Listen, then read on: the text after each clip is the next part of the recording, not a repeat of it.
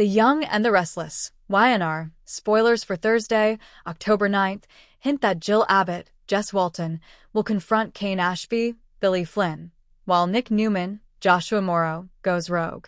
Jill interrupted the chat between Kane and Jack Abbott, Peter Bergman, during the October 8th episode, as it was very important that she get to the bottom of some information she had just learned about.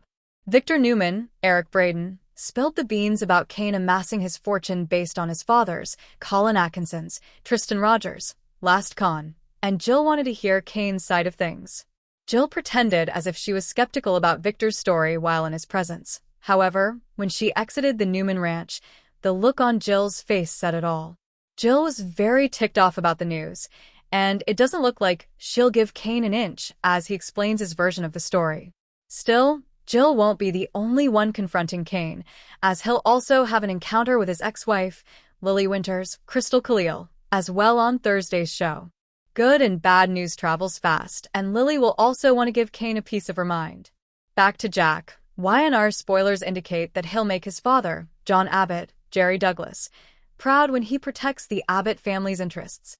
Jack has been adamant about stopping Kane, but he really should still be more worried about Victor. Finally, Nick will go rogue. The last fans saw Nick. He and Phyllis Summers, Michelle Stafford, got into it at Society. Nick was trying to convince Phyllis to drop her partnership with Kane when she reminded him that it would be easy for him to say something like that since he was born with a silver spoon in his mouth. Will Nick do something drastic to prove Phyllis wrong? Could he quit Newman for the umpteenth time to start his own empire? Then again, this might have to do with his trip to Los Angeles. The Young and the Restless spoilers remind fans that Nick encouraged Sharon Newman, Sharon Case, to head to LA without him because he had some unfinished business at work. However, will he drop it all to join the blonde and their son Noah Newman, Lucas Adams, for some family time instead? Visit CDL often for the best Young and the Restless updates, spoilers, and news across the web.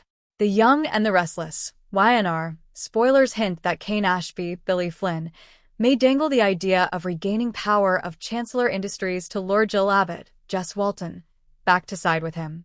YNR fans may recall that Jill sold Victor Newman, Eric Braden, Chancellor a while back, as there was worry that Billy Abbott, Jason Thompson, would run Catherine Chancellor's, Jean Cooper, legacy into the ground. At that point in time, Jill was too sick to head the chancellorship herself, so she had peace of mind knowing that Catherine would approve of Nikki Newman, Melody Thomas Scott, leading the company.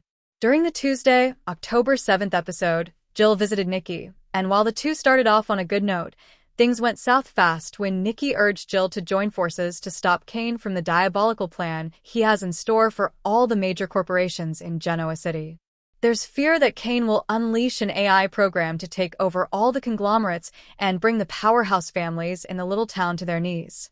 Jill fluffed off Nikki's claims that Kane was ruthless and would stoop so low. However, near the end of the show, Victor arrived ready to shock Jill with some news about her precious pseudo-son, Kane.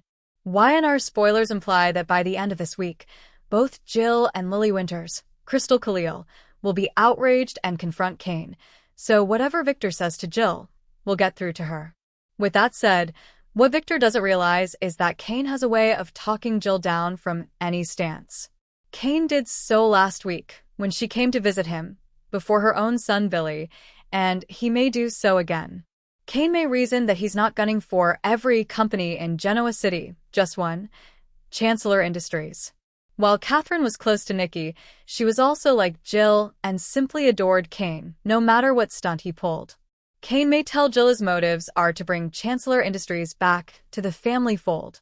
After all, Jill still considers him a son, and Catherine thought of him as family, too. While Jill may not have trusted Billy to keep the company thriving, Kane has more than proven himself over the past 6 years. He could certainly ensure the company stays on track and potentially elevate it to levels no one has ever seen. Could Kane convince Jill to pretend to align with the Newmans and the Abbotts, only to act as a mole in this scheme to bring him down? He may also dangle the idea of Jill having a say in how Chancellor is run moving forward, something she gave up when she sold the organization to Victor and Nikki. The Young and the Restless spoilers suggest both Chancellor and Kane are soft spots in Jill's heart, so knowing that the topic of discussion was Chancellor Winters, but the subtext was a decades-long war of attrition between two of Genoa City's most formidable titans. Jill, ever the fighter, laid out her terms.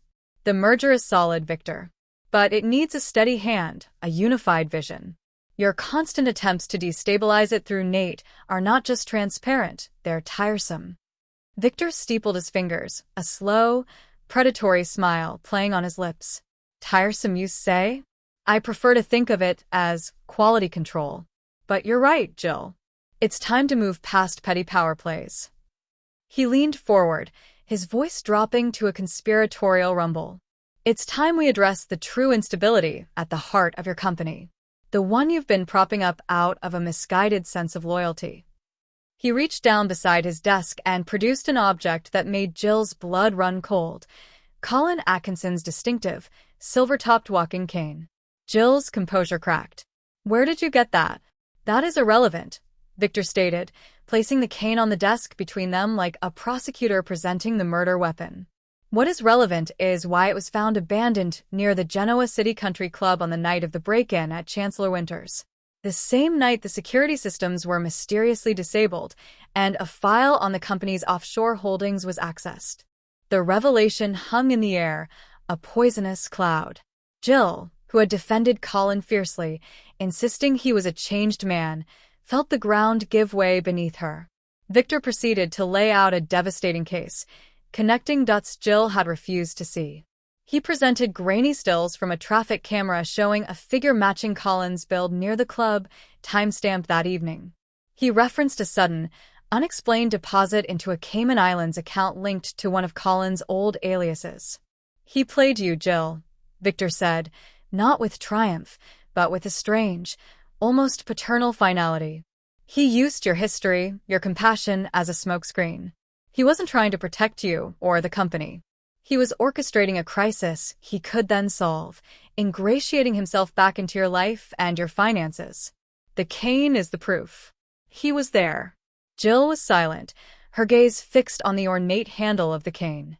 The fight drained from her eyes, replaced by the profound hurt of a woman who had, yet again, trusted the wrong man.